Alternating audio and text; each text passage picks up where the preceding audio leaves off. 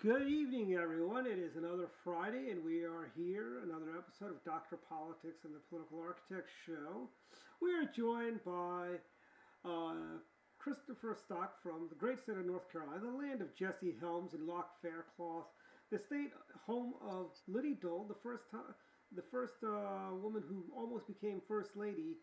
Then she decided to run for Senate. She kind of did sort of a Hillary Clinton. After Bob Dole lost, she decided to run for U.S. Senate, and she represented the great state of North Carolina for I think 2 or 3 terms. And Chris is a law student, as I always say. The world needs is a few more lawyers in this world to make it perfect.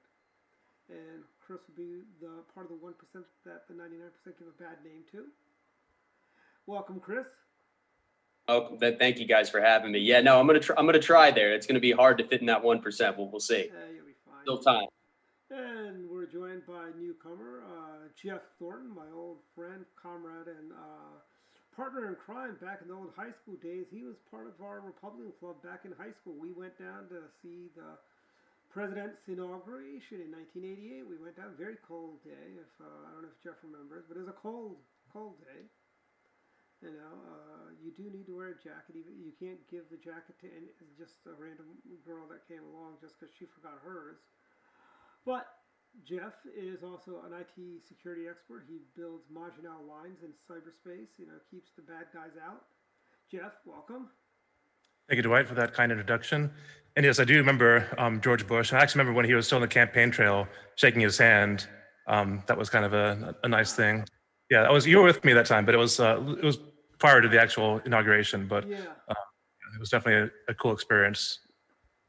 And we're joined by media veteran Don Irvine, who basically can spot a media cover-up or a media left-leaning slant in 2 seconds. Don Irvine, chairman of Axiom Academia. He's been a native of the Maryland area, native of Maryland, and lifelong Republican conservative. Welcome, Don. Thank you, Dwight. It's always good to be back here. I've learned 2 things here so far in your intros. Is that one is that Liddy Dole apparently was much closer to being First Lady than I ever thought, and that Jeff is apparently older than I thought. That's actually a year younger than me. Yeah, 47. Well, he looks younger than you. That's part of the thing. I get to go to Costco during senior hours. Hey, I was just there. I was just there this morning with my wife. Do they card you at all? Maybe they should start carding.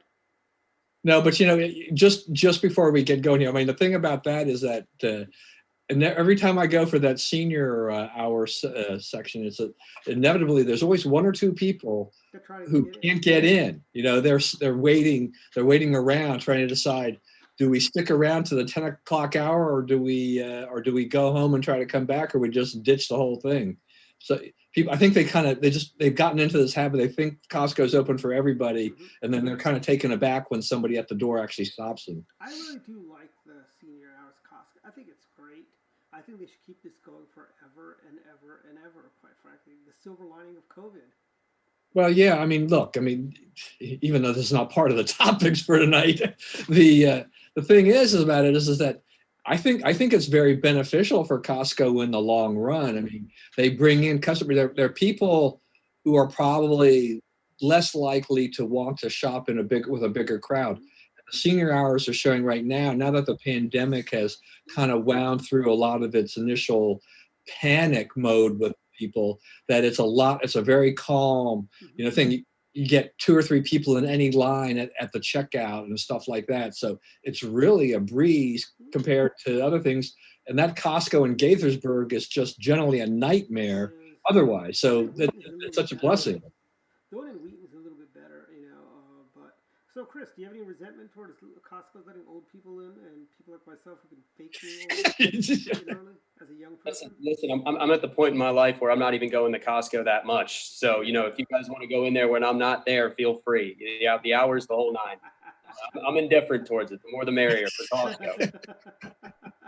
All right. Well, why don't we go ahead and start off here with our first topic of the night.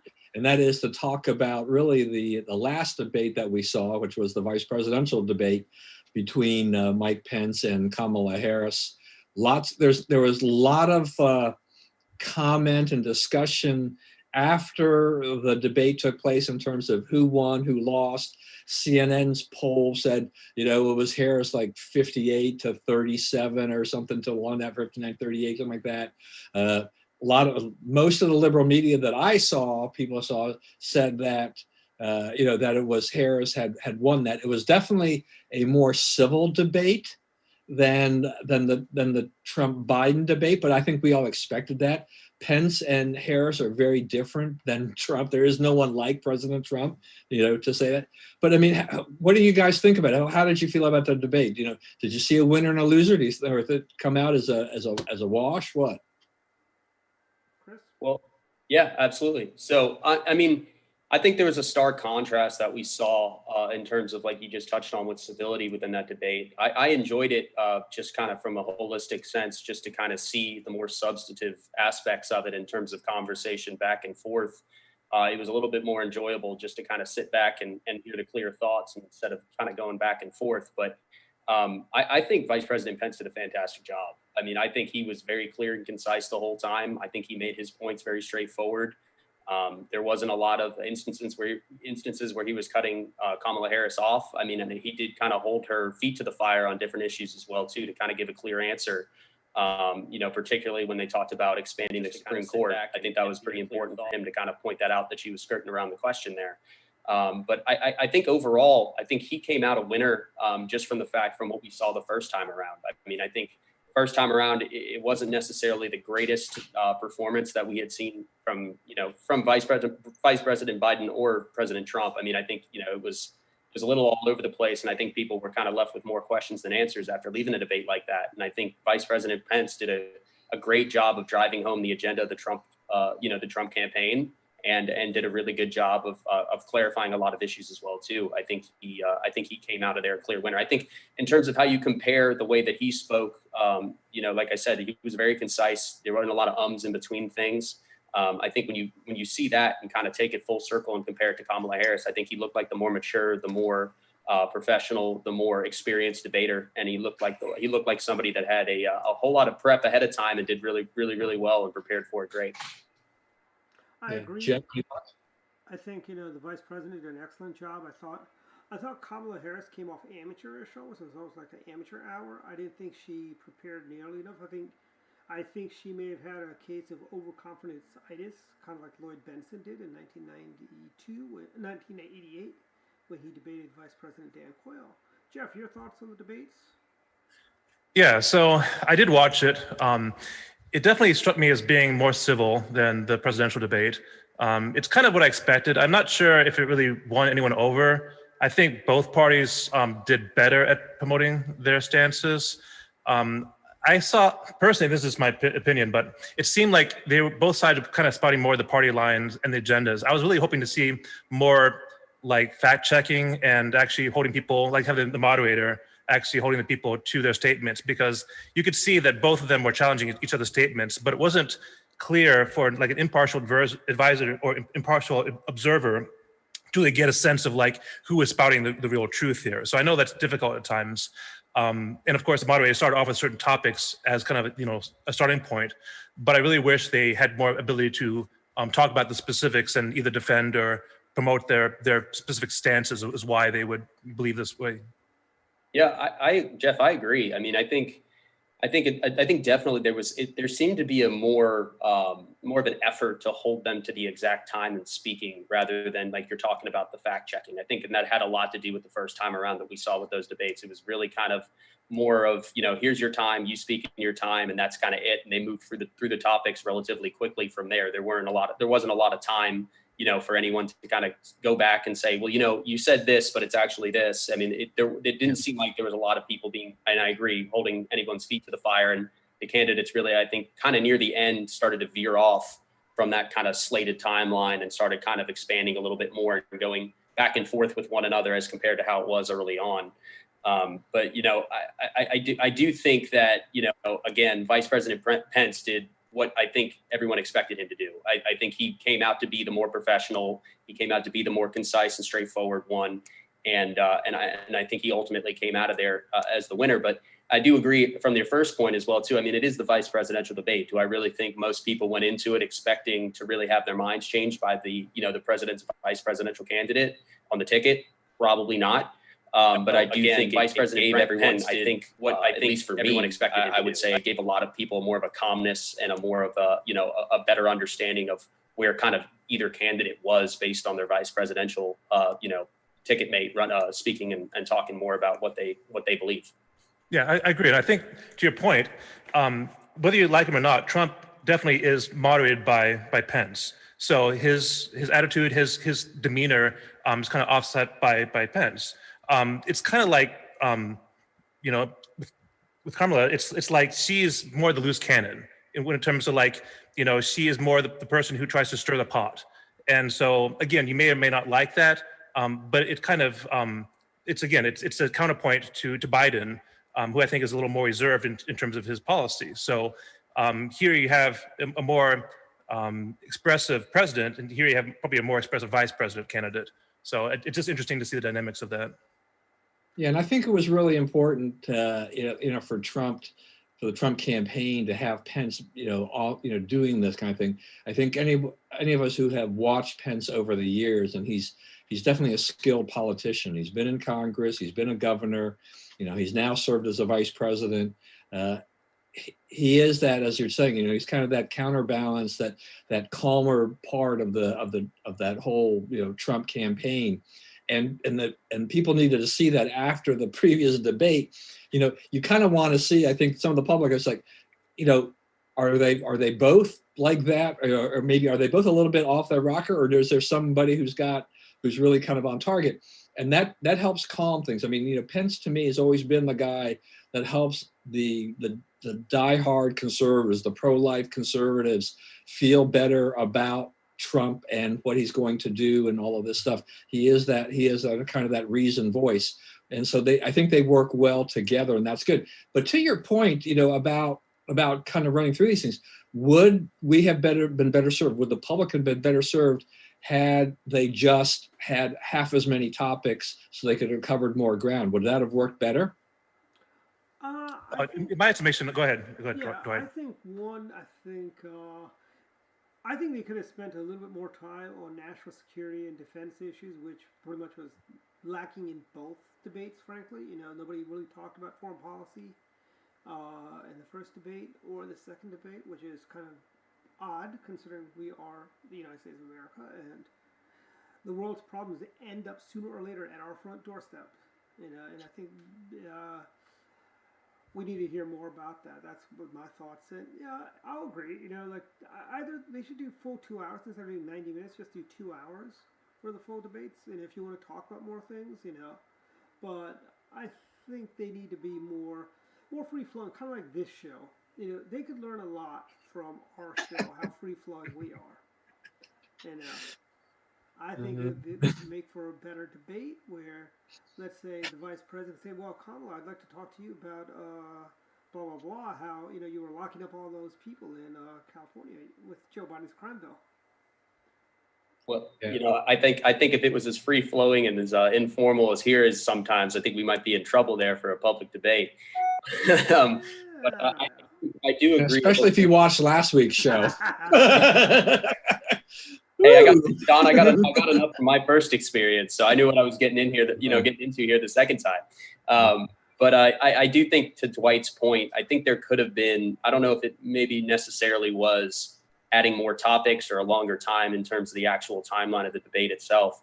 I do think there could have been a little bit more of substantial issues they could have touched on. I think they narrowed it down a little bit more than what we saw from the presidential debate. I thought the presidential debate was pretty broad in terms of everything they were jumping from, and it didn't seem like they touched on the broad scope of maybe everything that I thought they were going to here in the second debate. I do think there might have, and I think this kind of was touched on at the end of it, was they talked a little bit more about, Kamala Harris's record, and she seemed very defensive about it. And it seemed like they touched on it And I think Vice President Pence could have expanded on it a little bit more, because I think that's kind of what her biggest knock is to the public here, is what she had done as Attorney General in California. And I think, she was obviously, she said it numerous times that she wasn't going to be lectured about, her legal career bit from Vice President Pence or anybody else. But I think that's what a lot of people's concerns were for her when she was running initially. And I think he could have at least touched on that maybe a little bit more, to be honest. Do you think she got a call from Willie Brown after the debate saying, "I told you not to take this"? Right. Oh no, Jeff, didn't you have something you want to say? Oh, I forget what I was at this point, but I can't remember what it was. Yes, it was about the time. So yeah, I think that, again, I want to hear their stances, because I know the party lines, what they're spouting, but the kind of concerns that I have, like Dwight mentioned about, the defense policy, the economic policy, really touch on how they would do things different and why. Like, help me understand, what you believe and why I should adopt this belief. Because again, I think that we understand pretty well Trump's message as far as, what his policy is. I don't understand as much what the Democratic message is as far as what their economic policy is, what the domestic policy is for, job creation. It's in just vaguest terms. And I really want to understand really what there is that they're espousing. I mean, obviously, I think we understand like the healthcare debate, but when it comes to the China, like, how do we address China? Is China, a competitor? Are they an adversary? How do we treat them as a nation? When China has, when they support North Korea, how do we deal with that? Do we consider it an act of aggression? Do we just keep our hands clean? I mean, there are a lot of questions that deal with these kind of issues that I'd like to see how the Democratic Party, or Pence and Kamala in particular, would address that. Yeah, I'll tell you the Democratic Party, how they would deal with China is the same way they dealt with the Soviet Union. They'd roll over and capitulate, and basically just give up seed ground to the Soviets. They do the same thing to the Chi-Coms. Frankly, everyone knows my position on China is, I want to dust off Allen Dulles' foreign policy and General MacArthur's plan of liberating China by recognizing Taiwan, frankly, as the real China. Kicked them out of the UN. That is the one mistake. One of my favorite presidents, Richard Nixon, he had to open up China. He didn't have to, but he did, and it was wrong. Along with expanding the Great Society, two bad things he's done, and everyone just beats him up for the two bad things he did as president. But back to my point about China is, I think the Democratic Party is soft on communism. They're soft on aggression. They were soft on terrorists. While President Bush was out taking out terrorists in the Middle East and all around the world, what was the United States Democrat-led Senate with Tom Daschle and the Democrats in the House? I mean, Dick Durbin and John Kerry, they were saying our soldiers are air raiding and killing innocent women and children. Come on, this is what we get. That is really what the Democrat foreign policy would be. It'd be more the same of the John Kerry, the guy that threw his medals over the White House lawns back in the 70s. Now he claims, but not to get too much into John Kerry's.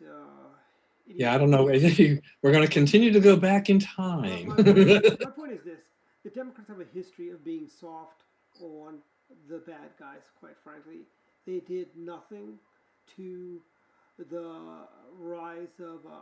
They pulled the carpet out from under our friend, the Shah of Iran, and that led to the revolution under Jimmy Carter. That is Democrats. Barack Obama pulled the rug out from our friend Prime Minister Mubarak of Egypt, who, was he a Boy Scout? No. Did he have a few faults? Yes. But he was there. He was protecting Suez. He was not getting aggressive with Israel. He was our friend and he was our guy. And I'm a big believer in the Dulles foreign policy. You're either with us or you're against us, and they were with us. And what does Barack Obama do? He pulls the rug out from under him, and then we had months of chaos. And still, Egypt is still a far cry from what it was under Mubarak. All right. So moving on from that lesson in history, Yeah. as Dwight often gives us our little snippets of history here. So this conversation makes me think about a couple of things here with regard to the debate and the aftermath. Is that, one is were the topics that were selected, did they favor one side or the other, or was the time limit such that it didn't really matter? And the second thing, as Dwight was talking, that I thought about was President Trump's kind of reaction to the debate, where he called Kamala Harris a monster and said she was not a socialist, but she was a communist. What are your thoughts here? Somebody I'll pipe start in. off because again, I may be a little more moderate in some areas. So that's really not the first time that Trump has called Kamala a monster. She was obviously very brutal to, now I forget his name. Brett Kavanaugh? Yes, Kavanaugh, during his appointment. So, it's, again, holding people feet to the fire is certainly the essence of politics, because I think the left should hold the right to the fire, the right should hold the left to the fire, because that's how we hold people accountable. And I think the discussions that Dwight had, even if they're history, are valid points. I'd like to see those defended by the Democratic Party and to see how they respond to, their foreign policy. You say, okay, we did this, challenge them on, is the aftermath, was it a good decision we made, or is it something we learned from? Again, I think that, I don't want to sound awful. When Trump says something about someone, I almost discount it, because unless someone is like, on his side, he will just discount anyone who's not for him. So I don't think that she's a monster. I think she held herself well. I don't really approve of a lot of her demeanor, but I think that she did okay as far as representing, the Democratic side. For what that's worth. I think that it's certainly something where, if I had my choice as far as a Democratic nominee, I probably wouldn't choose her. But again, take it as you will. She sided more than Al Gore did in that debate with President Bush in 2000. Like her side, it almost felt like, what am I doing here? Why am I here? I shouldn't even, have to debate this guy. The arrogance came through the TV screen is what I thought on Miss Camilla, frankly. I want to say, she came across as, I'm better than you. How dare I have to debate? That's the feeling I got, and I'm not the only one. There's people that are not as politically as I am, and they felt that she was kind of a bit of a snob. Came across as, But a monster, though. What did she do that was monstrous? Obviously, she was not. Well, yeah, some people, you can't please everyone. I agree for the most part, Jeff, what you just said. I wasn't surprised. I wasn't surprised like the first question. I wasn't surprised too much by the questions. I thought they were pretty typical and standard. And I think either candidate likely prepared for that and likely more, like we just talked about before. So I wouldn't I wouldn't say anything like that surprising. And I wouldn't say the reaction by the president surprising as well, too. I think, we've seen this time and time again. I would have been surprised if he didn't have that reaction. Right. Yeah. You know what? Right. So. That's happened, like I said, numerous times before here. So I wasn't too surprised by that, either. When it comes to Kamala's performance, I don't think she necessarily did poorly. I didn't see this as a landslide. I just saw, from what we saw the first debate compared to the second with the vice president, I thought, with that being the standard going into this, that leaving this second debate here, this first vice presidential debate, and, that you could probably likely say that Vice President Pence won. I don't think reaction-wise this was anything different than what most people know about Kamala Harris. I think her poll numbers in the primary spoke for themselves in terms of what people's general attitudes were towards her, and I think it reflected throughout that debate. Her demeanor was her demeanor, and she is the way she is, and and I think most people understood that going into it. I think on the substances of some arguments, she had some valid points, and she held Vice President Pence to his feet to the fire. And I think early on, she came pretty hot out of the gate, and we saw that. But I think the difference between the president and the vice president is what we touched on before with kind of that yin and the yang effect, is that it's going to be really hard and difficult to get Vice President Pence to be emotional and kind of get off the rocker and say something or get him flustered. He's been through this before. I think he understands his role, and he did a really good job in kind of weathering that storm early on. And I think kind of held her feet more to the fire near the end. But, overall, I wasn't too surprised by anything from, the reaction of the president to how Kamala Harris did in her performance. I think she did exactly what most people expected her to do, reacted the same way most people expected her to react. And that was kind of pretty typical as to what we would expect going into this. All right, one final question, and we'll move on about the debate here too. Is that did anybody feel that that Vice President Pence mansplained Kamala Harris? Because that seems to have gotten a lot of women, a lot of the liberals. Absolutely not. Honest to God, it's like, when you have that Clinton official that plays journalist on ABC is the one that kind of started this whole ball rolling with mansplaining.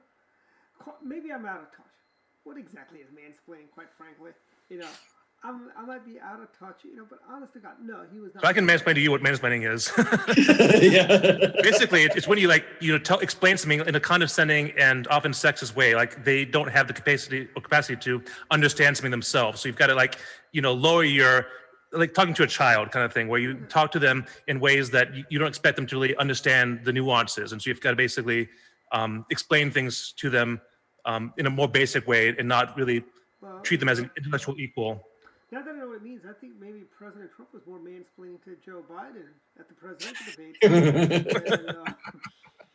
You might be right. Well, take it away from the term itself. I mean, the overall crux of it, I understand what it means and where it exists in society with certain people. I don't think that last night was or Wednesday was an example at all of that. I mean, I don't think you can say that. I think you can even make the argument more that, Kamala Harris was definitely trying to jump in just as much, if not more. So, I don't think Vice President Pence was out of line by any means, in kind of, countering or trying to, again, get her to answer some questions that it seemed at times that she wasn't. So I wouldn't say, that was a good example of that at all. And I would just at equal time too. They both pretty much had the it came out to be even. I don't think you can look at that debate compared to the first one and try to throw a term like that in there. I didn't see that at all. That would be a stretch in my mind. After the next one, President Trump mansplained to Joe Biden. All right, so we're going to go from the VP debate to the presidential debate in the sense of there's supposed to be a second debate, and there was a lot of stories going on there.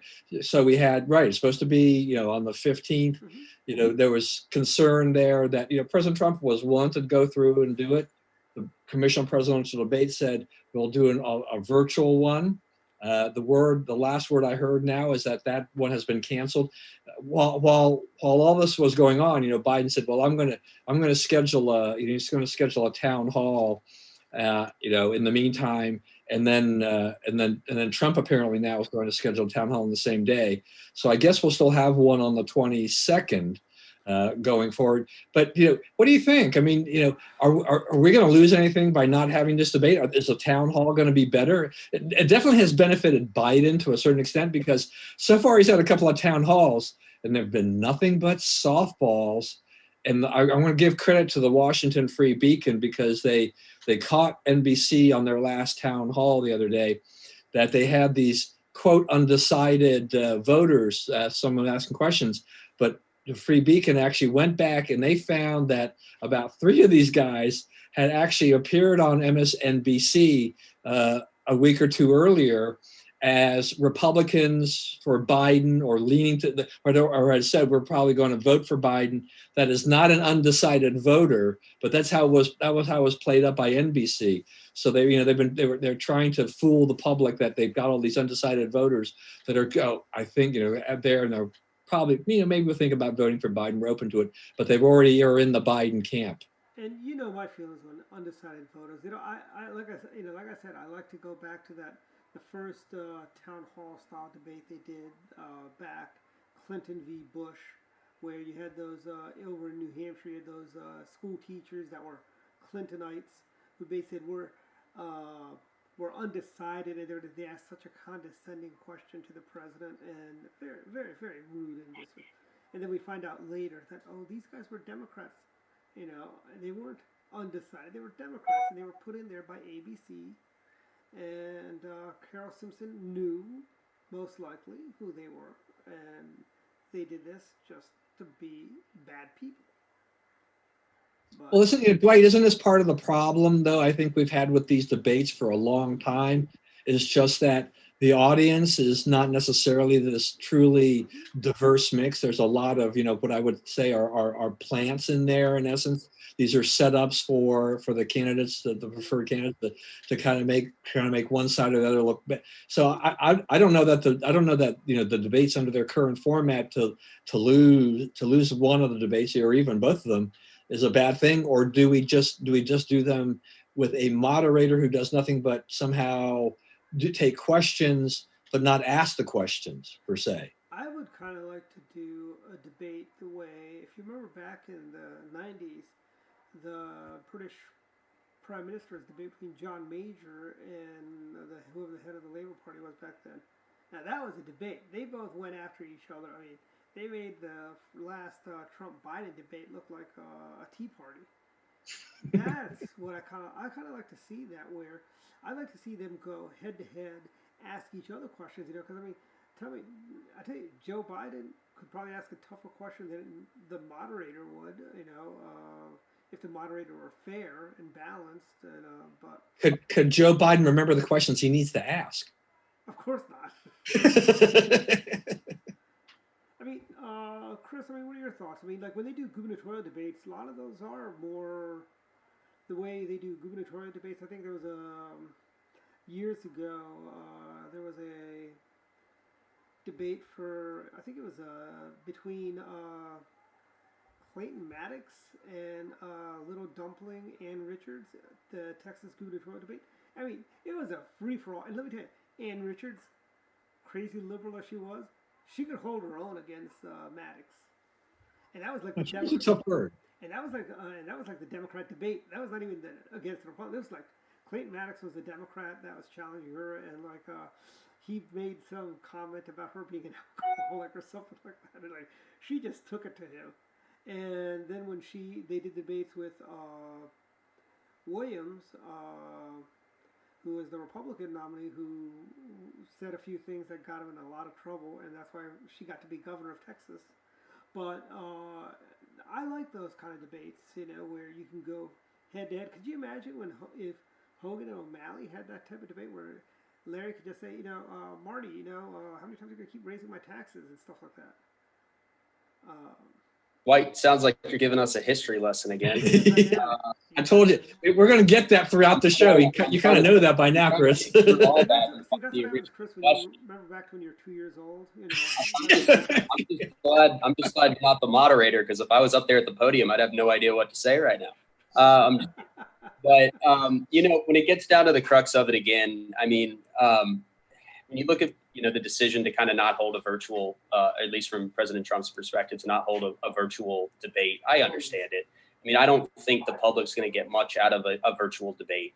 And I think with everything going on circumstantially right now, I get pushing it off. And, if either candidate wants to hold a town hall separately with however they want to draw it up from here, that's fine with me. I don't know too much about this whole transplant or, undecideds. But at this point, if either one is going to hold their own, event for the most part, I get the fact that there might be a little bit different, between the two of them, how it's going to look and who's going to be there in the format accordingly. Well, these town halls are going to be on a network. And so the network is going to have, right. They're going to run this, they're going to kind of control this with, and but in theory, it should favor one side or the other. I do have this feeling though, that it doesn't matter which network, except for maybe Fox News or something like that, if they had done one. If it's the other networks, we're going to continue to see a series of softball type of questions. You're not going to get the court packing question, or if you do, they'll dodge it again, and no one will won't be forced to answer it. Whereas with the Trump one, I'm going to be very curious to see if they actually pull this off, because they're with a high level of distrust of the media and how they treat Trump. Will they be able to pull together a fair debate? The best thing for Trump really is, if he's going to do one of those, is that he might as well, he and the Fox News, they ought to work on something and do their own, to try to offset all the Biden stuff. Because he's already, they've already had CNN and NBC. You pick any other network and it'll be much like the same. They've all been very pro Biden. And I've got Yeah. a compromise for the debates too. If this is supposed to be in Florida, weather is wonderful in Florida right now. Why don't they do it outdoors at Mar-a-Lago on the golf course? I mean, they could do social distancing. So they'd be outdoors. They could put the president at hole 1 and Biden at hole 2. And they could debate that way. You got a lot of distance, and you do a TV in front of each of them, and hope Joe doesn't go, "Hey, look, I'm on TV," But they could do it. They could have done this outdoors. I mean, but then again, my thoughts on debates is maybe it's because I'm usually decided by this point who I'm voting for president. But I don't think debates really change too many people's minds. Frankly, it's kind of like Well- if you remember back the. I mean, there's a very small segment of the voting public apparently that is actually in the undecided camp. I mean, and this election is definitely a base election, and a lot of people have already voted. If something like 5 million people have already voted either by mail or in person, those people they had made their decision up their mind long ago because they were either going to be for Biden or for Trump or whatever, and that's that. And we're going to we'll see a lot of that to move that undecided. I don't know that. Unless there was some amazing thing, bomb being dropped here, I don't see how the debates really move those people one way or the other. We're down to what is it, 25 days? 25 days. So and once again, because so many people have voted, it may not, it's going to affect a smaller and smaller segment of the population. Every debate is it's not like it used to be where a majority of people cast their ballots, on the first Tuesday in November. It is now. A lot of them will have already done it beforehand. So who are you really trying to convince and who are you trying to sway at this point? I do want to tell you one thing, Dwight, though. So I think it was 4 years ago when I was invited to moderate a debate up in Frederick. And so that was when Kathy Slager was running, and there was several people, on this panel. And I remember, I was not knowing all the Frederick politics. I was given kind of a list of things that I should be asking. In particular, by the people who invited me, they said, they had this one question they really wanted me to ask because it was basically an ambush question for Kathy. And I refused to ask that question because I didn't think it was fair to that just because the host wasn't a fan of this person, that there's no fairness in that at all. And that's the way you have to treat if you're going to do these things and you're going to have these questions, you need to treat everybody equally. Yeah, I mean, we did it, as you recall, we did a debate, and we had a fair and balanced panel. I didn't care for one of the candidates that was running for Congress in District 6, and we had a fair and balanced panel, and here's the thing. People are biased, honestly. It's theoretically, if, let's say we had a debate for,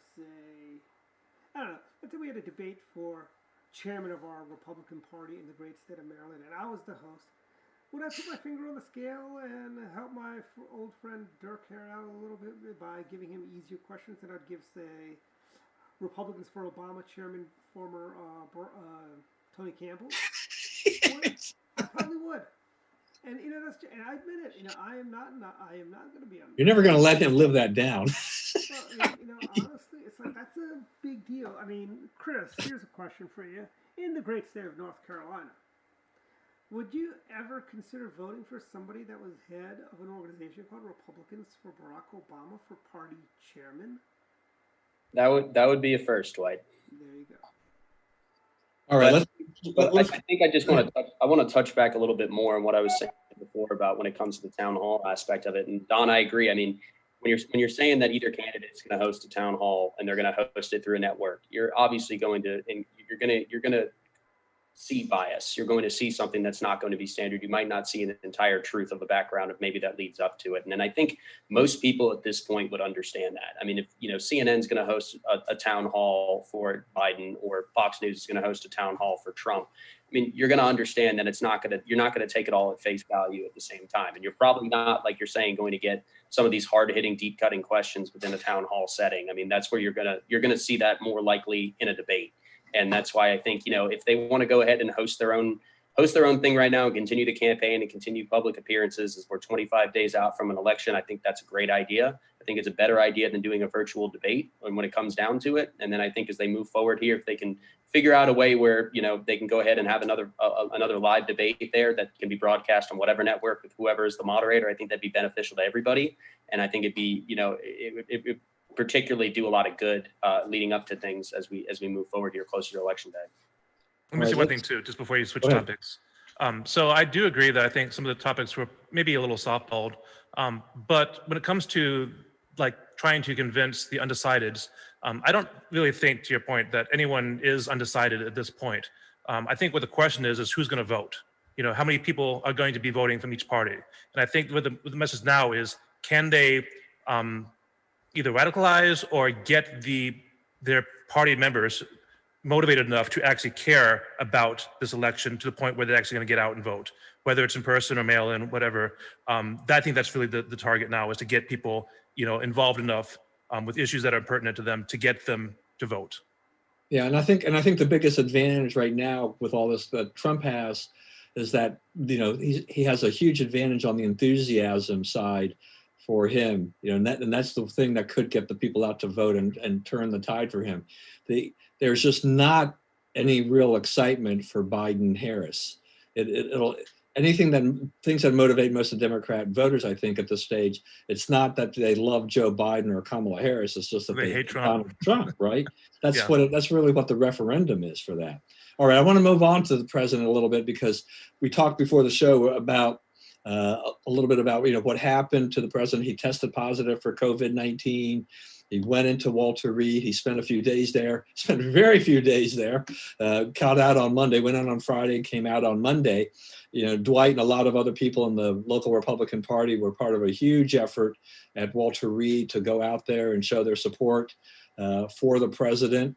And he even got in a vehicle and drove by and waved at him and everything like that. That set the media afire. There were a lot of people. The liberals lost their minds on all of this. When we got in, there was a lot of discussion about, is Vice President Pence going to be hopefully he doesn't get it, because that would be a disaster. Talk about, Nancy Pelosi maybe having to step in because she's third in line. I mean, it was just really wild, crazy speculation over the weekend about stuff. Yeah, I mean, I think I'm willing to bet the Secret Service guys volunteered. I don't think they were forced to do it. They were wearing masks in the suburban they were in. It's not like they were and it's not like the president had the windows down and was like talking to the people, waving and shaking hands and stuff like that. I mean, it was a really nice thing for the president to do, I thought, for all the people that had been there. And real quick about the rally, I do want to say some parents in Montgomery County must be so proud of their children. I saw a minivan with, I guess there were maybe 6th, 7th, 5th graders, maybe even, with the mom and I think maybe 4 kids, and they put the windows down and they do the slow roll by, and they start shouting F Trump, but they're not saying the F word. And I'm like, my God, what is the matter with parents? That is bad parenting, frankly. They must be so proud of themselves. We let our kids say F President Trump. So let me ask this question though: is that with President Trump, I mean, do you think he was healthy enough truly to leave Walter Reed after just a few days? Should he have stayed there a little bit longer? Should he give it a little bit more time? I mean, the president is a go-getter. I mean, there's one thing is that this guy doesn't sleep very much. He's tweeting, he's doing all kinds of things. I mean, I can only imagine just going there was a struggle to get him to go to Walter Reed in the first place. High energy Don, he's very high energy, and he doesn't like to. But does he put anybody else at risk? I mean, we have all these stories, right, coming out about, kind of what the hot spot is at the White House. All these other people, have also, tested positive for COVID-19. As President Trump said, don't fear COVID-19, which also made the liberals lose their minds about that. But is there something to be said for that? Did the White House blow it on their protocol. I mean, Mitch McConnell said he hasn't been to the White House since August 6th. Is there something in what he says that, he's taken his own precautions, And he's again, Senator McConnell's in a high risk group. He is, up there in years. But my point is this, okay? These are the same Democrats who I bet if FDR said there's nothing to fear but fear itself, they would have gotten all angry about FDR saying that. And that's pretty much what President Trump said. He paraphrased, there's nothing, don't fear COVID. It's pretty much nothing to fear but fear itself. And, that is a perfectly great statement. Even though that's probably one of the best statements FDR ever uttered. Granted, he used that to shove socialism down our throats. But, Chris, you look like you got something to say. Well, I do want to ask Chris this question though, which is just, as a young guy, as the youngest guy in this panel, in terms of, would you have been at the White House, if you'd been invited, would you have been at that event without a mask, like for the Barrett announcement, which they're blaming on being the super spreader event, at this point in time? I mean, what kind of, do you take a lot of precautions when you go out and about, or outside when you're on outside events? I mean, I generally don't wear a mask if I'm outside unless somebody says I have to.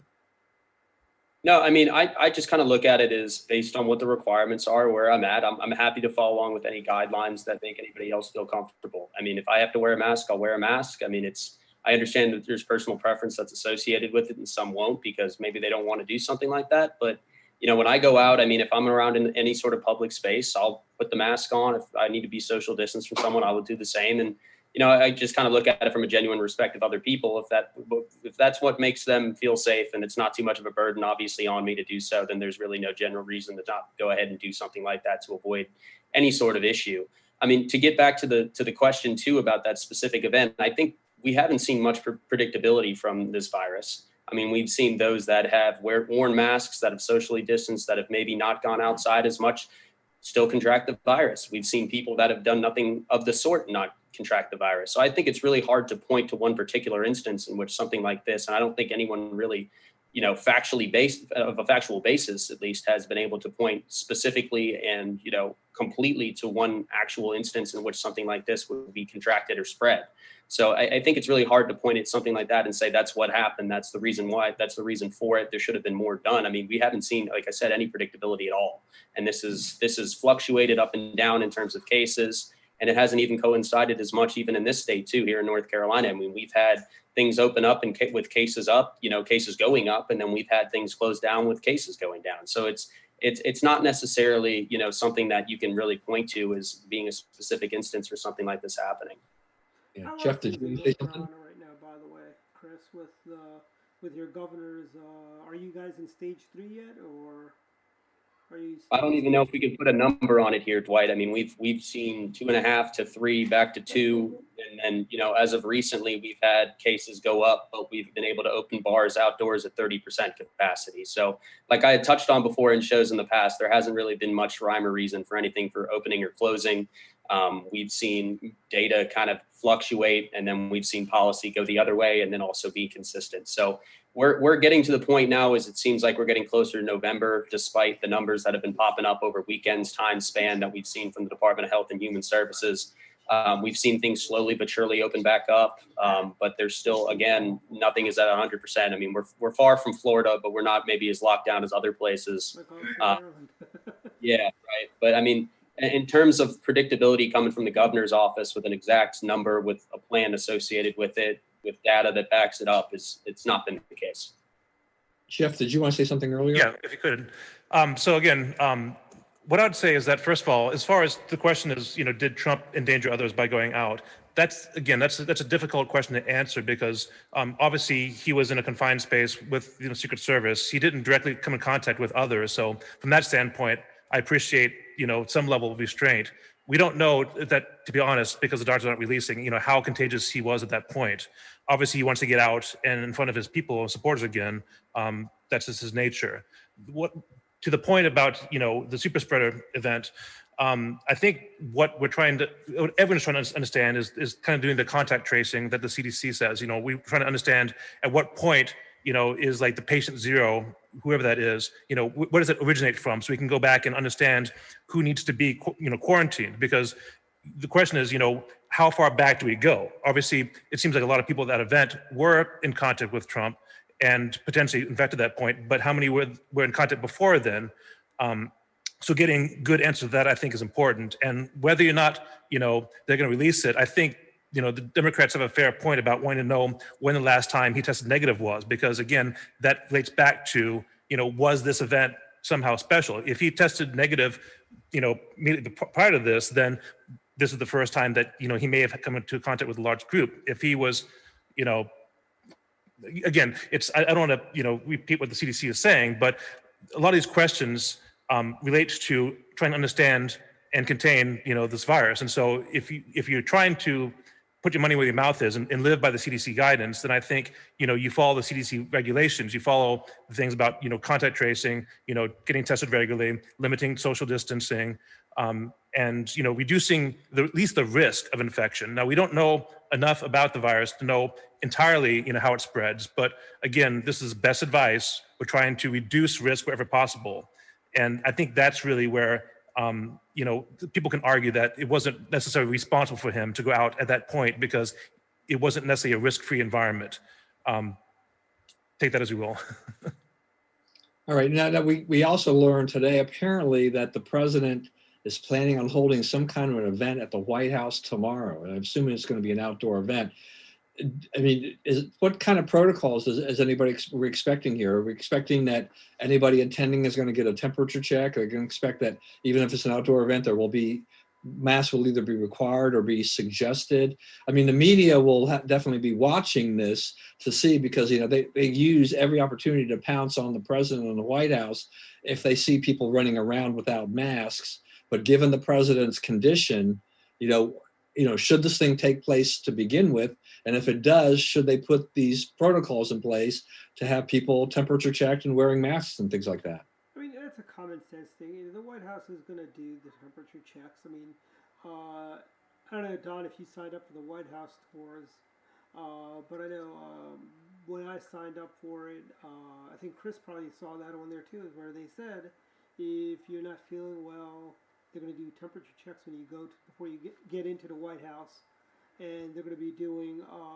It's common sense. It's not, they're gonna do that, and I think the president will probably be behind a barrier, a physical plexiglass barrier of sorts. So, if you've gone in, if you're COVID free, I think you're fine without a mask. But I mean, if you don't feel comfortable, get a mask. Put a mask on. No one's gonna shame you for having a mask on. So I think it goes on. And honestly, I'd like to see them keep the press out of these types of things, and maybe just keep just let One America News or Newsmax or Fox just let them in, because that is the Democrats actually did that to Fox. I want to say in 2008, where they basically said we're not going to have any debates on Fox at all. When they had. Well, I mean, look, for the Democratic presidential debates, Fox was not part of the rotation at all. They totally axed them from that, which just showed what they were planning on doing, I think, from the get-go. Mm-hmm. With all of that. So yeah, we'll have to wait and see. Apparently, also he may be trying to plan a rally, in Florida or somewhere else on Monday. So we'll have to wait and see how that goes as well. I mean, I think people will come out. I mean, I think that there's enough support from the Trump people that he can get a crowd, whether or not he's contagious or not, or whatever stage he's at with COVID. Mm-hmm. The question will be exactly what will that look like? He should be out of the woods by Monday, I think, isn't it? What's the incubation period? 10 days and 10 days to 2 weeks. I don't know. I mean, it's like 10 days. Yeah, so Monday will be 10 days, so he'll be fine. Yeah, that's that. But everything optimistic. I think it's a whole common sense thing. I opted. Well, I didn't want to go because I didn't want to have protesters block my car when I didn't go to the Fort McHenry event because of that. But I know there's some people that did not go to Fort McHenry because they were worried about possible contamination, even though that was an outdoor event. When the vice president spoke, a lot of people didn't go to the White House. I didn't go for the reason that I didn't want to be mugged as the way Dan Bongino and company were, or Senator Rand Paul was. You know, but it's more was a fear of the protesters or rioters than the COVID. Because, you know, I'm more afraid of the looters and the rioters, or as the Democrats call them, peaceful protesters, than I am of COVID. Because, you know, as the presidents don't fear COVID, but you do have to fear the rioters. All right, let's get to another topic here before we close, and that is our dear friend Nancy Pelosi, and she wants Democrats in the Congress to take a look at President Trump's fitness, a la the 25th Amendment. Mm-hmm. Now, it doesn't stand a chance of anything happening at all, right? But I mean, it's just like, this is crazy. I mean, now Trump, you know, Trump being Trump, you know, I love what he did in a sense, which he says like, well, all she's doing is that you know, they're just doing this, you know, for Joe Biden because they want to get him out of there, and stuff like that. But that also raised the question of like, does President Trump think he's going to lose and that Joe Biden's going to be the next president? It was a little confusing, I think, at that stage. But I mean, you know, once again, you know, Nancy Pelosi's got it in her mind that the 25th Amendment is somehow she can somehow make this thing work. Yeah. And someone needs to send her a copy of the Constitution and underline what happens if the president is not able to function as the president. It does not go to the Speaker of the United States. It would be President Michael Pence, not Nancy Pelosi. And the odds of her being Speaker, again, you know, I wonder if she may have a challenge from the left as Speaker of the House, you know, come next year too. Well, I mean, you know, that's an interesting question, Dwight, because, you know, she's been under fire. But on the other hand, I think the Democrats will comfortably maintain control of Congress this time around, unless we get some major surprises. Mm-hmm. But, you know, so I think she probably feels somewhat assured that I don't seem to hear the same level of complaints yet. But, you know, it's that left wing, that squad, you know, they're going to grow in size, I think, after this election. You know, right. So that'll be the thing is that are they going to make enough noise yet to create enough of a movement to remove her there and find somebody more to their liking? But, you know, I don't know that she's done a lot of disservice to the left at this point. I mean, she gave them impeachment. That was the one thing that she did give them impeachment, you know. Because, I mean, that was something Maxine Waters and a number of other members of Congress. And if the Democrats win the White House and the Senate, those guys will be so giddy anyway. They're just going to reelect all their leaders. So yeah, but I think we're in real trouble if that were to happen. If we get a three-headed beast in Washington, it's going to be horrible. Yeah, and that's why, I mean, as we were talking before the show about Tom Tillis down there in North Carolina, I mean, this whole thing with Cal Cunningham. Yes, you know, in a more normal world, I think that this, you know, and maybe you're right, you know, maybe 20 years ago, this would have had a greater effect. We don't know. The voters are so fickle. We do not know with a surety that even a lapse like this late in the campaign, will it cost Cal Cunningham a legitimate shot to win that seat. I do agree with what Chris, you said earlier before the program, is that, you know, he's safer now.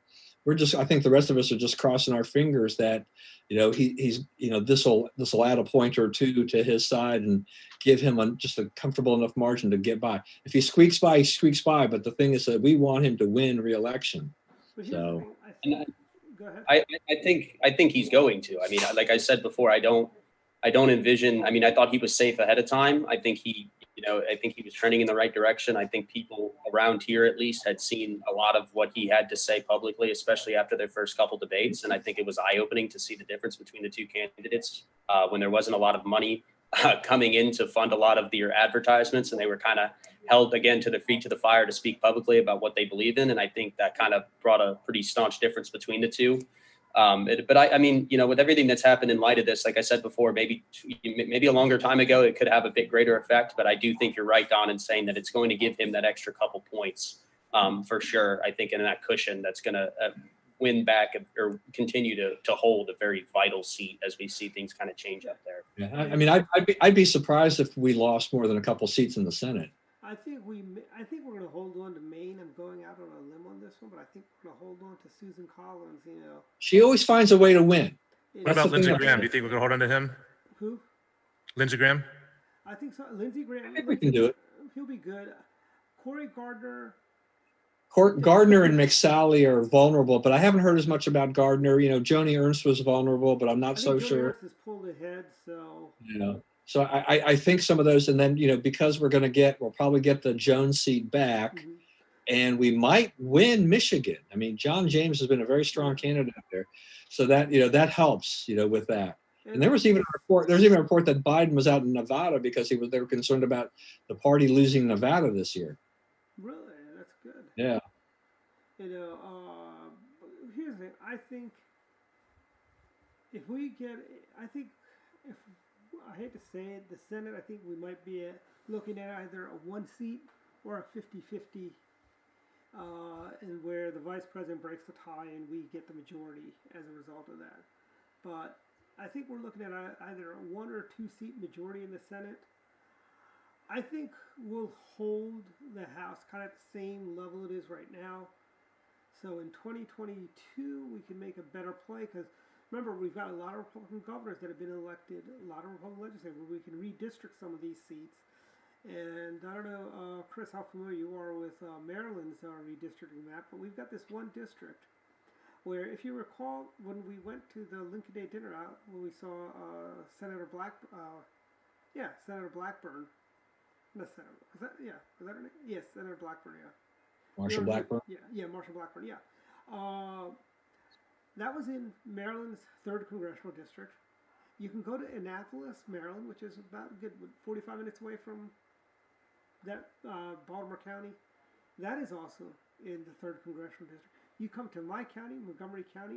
We drove through the 3rd District going there. And our national committee man, our national committee woman who lives in Baltimore City, national committee man lives in Montgomery County, and we've got one of our vice chairs of the state party. They all live in the 3rd Congressional District, and it's we're talking 4 different counties. It's basically like a gunshot, Is how So Bossy lives in the 3rd too? Yeah, Bossy. Oh, that's nuts. Oh, Al That really is. Mendelson lives in the 3rd. I don't know if you ever knew Lloyd Reynolds. He was Ross Pierpont's running mate in 1990. But Lloyd's 30 years ago. Here we go. Lloyd's wife lives across the street from Al, and she's in the what district is it? 5? No, 2. Which is Johnny Ray Salling's district. That's what she's in. Yeah. Whatever number Okay. that is, But that's how crazy it is. Kind of like that old mothball district they had in North Carolina. That's probably again before your time. Yeah. Yeah, no, I believe me, I've heard the topic came up. Believe me, I understand. Yeah. All right. So Dwight, we're at the top of the hour. We're actually past that. So let's wrap this up Yeah. with final thoughts. Yeah. Let's start with Jeff. Got some final thoughts first, Jeff? Yeah. So apparently we only got through a third of our topic. So That's the way we do it. I always list far more topics than we ever get through. I wanted to just get a good discussion going, and we just take it from there. This used to be a no, I enjoy this format. I'm glad that Dwight invited me. It's definitely, like I said, I tend to be more moderate because Dwight and I had a conversation last night when we were eating dinner together that, I'm like old school Republican. I believe in the concept of a small government, of, financial responsibility, of laissez-faire, a lot of the, core federalist kind of issues. And so I hate when we kind of divert and go towards, issues that aren't kind of what I consider the core of the GOP. That being said, I'm glad I get to have these discussions, get involved with you guys, and I just see your opinions on these things because, again, I think that we're all made better by rational discussions of these issues. And as long as we don't, feel like our minds are already set up and set in stone, I believe all of us can learn, through discussion and discourse. All right. How about you, Chris? Well, I think I'm going to say this. If I was concerned the first time you wanted my 2 cents, I think I'm more concerned the second time I was invited back for it again. No, but I appreciate the time and I appreciate the invitation as always. Like Jeff just touched about before, I mean, it's really important to have these types of discussions and open-ended questions and being able to discuss things and take things off of one another. I said last time a more of a positive message about, things moving forward. And we've seen a lot happen since then, especially at the national level, COVID related and whatnot, as we get closer here to election day. So I'm just going to reiterate the fact that, we have to keep a positive mindset. We got to keep moving here and got to keep, everything locked in and straightforward here, ready to go as we get closer and closer to things. And, it's going to be important that we see, I think, another debate. I think it's going to be important to see that kind of swing whatever's left of the undecided voters that we touched on before, if that's even a small amount. But it's just going to be important to have a positive mindset as we keep moving forward and encourage everyone and all people to get involved at a local level. Make sure we get our folks out to vote. All right, I'm gonna do mine and then let Dwight finish off with his multiple thoughts, because he always has multiple thoughts. Anyway, mine is just to send messages of prayer and warmth to Dan Bongino and his family. Dan, as you know, he has multiple television appearances. He does a lot of different things with media, but some of his viewers had pointed out that they were concerned about a lump they saw on his neck. He explained it that he thought it was just something that he had received from getting like in a chokehold, in doing jujitsu. But when he went to the doctor and they discovered it was a tumor, the test results came back this week, and he is going to need some treatment. It's treatable and everything like that. But my thoughts and my prayers go out to Dan and his wife and his children at this point in time, so that he makes a full and speedy recovery. We still need you, Dan. All right, Dwight. Yes, okay. Let's take a little trip down memory lane. I remember I've been putting up yard signs for presidents since far back as I can remember back. I think the first sign I remember in my front yard was a Reagan. Well before Chris was born. Yeah, Reagan 1980 yard sign. I think anytime he goes down this path, that's a fact. My point is, in the old days, people would steal signs, and that's like, that's kind of like campaigns kind of do that. They'll steal the opposition. It's kind of funny, But I'll tell you what's been happening of late, and this happened in 2004. I had my Bush Cheney sign not only stolen, my car was keyed as, because, and I've heard even more extreme case where I had a friend of mine where they keyed in the word fascist because he had a Bush Cheney bumper sticker on his car. And it's gotten to the point where now my friends, the Bazes, the Bazes from Virginia, last Monday night, their Trump yard sign was burned. They poured kerosene and they burned the sign. It was defaced on Sunday, which they took the blue tape off, and I think you've all seen the pictures. I've sent them around. And then it was burned. A couple nights later, they had this, I want to say it was Monday night or Tuesday night, they burned the sign. I asked, Ann and Gary, I go, hey, do you mind if we talk about this? Because, this is also at the rally, the prayer event services they had for the president on Sunday night. People came by and threw bottles of bleach. And I was just researching this for an article I was writing, and I'll tell you, it has gotten to the point where the left is throwing acid in some cases. People are being, like, we had this in Montgomery County in 2019. Remember there was that fellow who was wearing a MAGA hat. He got beat up and mugged because he had the MAGA hat. It is, when will the Democrats speak out against the violence against their political opponents?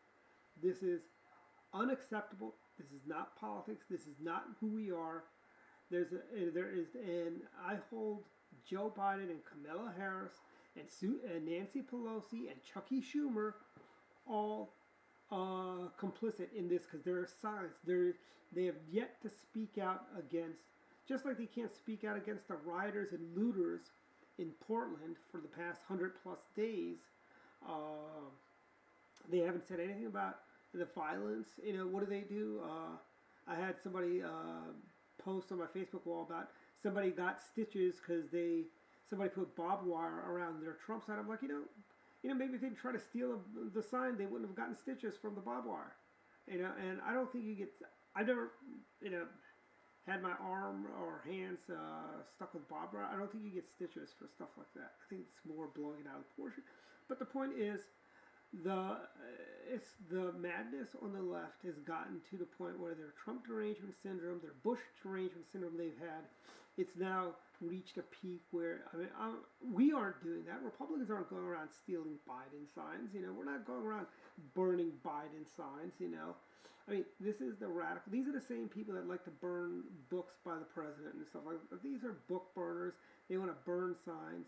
And I think I recommend every Republican get a Nest camera so you can keep an eye on your signs when they're gotten stolen. Or even worse, if they are vandalized or burned. It is honestly unacceptable behavior. And that's my final thoughts. All right. Hey, Dwight, why don't you find a way to get them electrified? Yeah, there's actually a guy that actually did that. Keith Kidwell, I was telling you, somebody in North Carolina attached a car battery to the stake, and it was, I think, in Beaufort County. That's Charlotte, right? Beaufort County? Is that Charlotte or? Come on, Dwight. It's Beaufort County. Come on. Oh, we're going to have to go through some pronunciation issues here. I'm from Jersey, and I got that one down. There's no. Hey, we're mid-Atlantic. We're like Maryland has. You say Beaufort, and it just sounds something like really hicky. It's Beaufort, pronounced Beaufort County. Yep. I don't think the representative ever corrected me when I said Beaufort County. Well, I think if you're Representative Kidwell, he's from Jersey too, so I think he might be in the same. All right. Well, I think we are now done, everyone. Yep. Thank you once again for joining us on the Dr. Politics and Political Architecture show. We have a very special, our sister show, Direct Line, this coming week. We've got a very special show. We've got our first. On our show, we are going to have Robin Ficker on to talk about his referendum he's got going on right now, preventing Mark Elder and the Democrats on the county council to raise taxes willy-nilly. So tune in. All right. Is that going to be a 3-hour show? No, it's only Direct Line is the grown-up show, so it's really only 30 to. I'm talking. You got Robin on there. There's some people who can just talk a long time. All right. Okay. Good night, everyone. Anyway, thanks a lot, everyone, for joining us. We will see you again next Friday. Thank you, guys.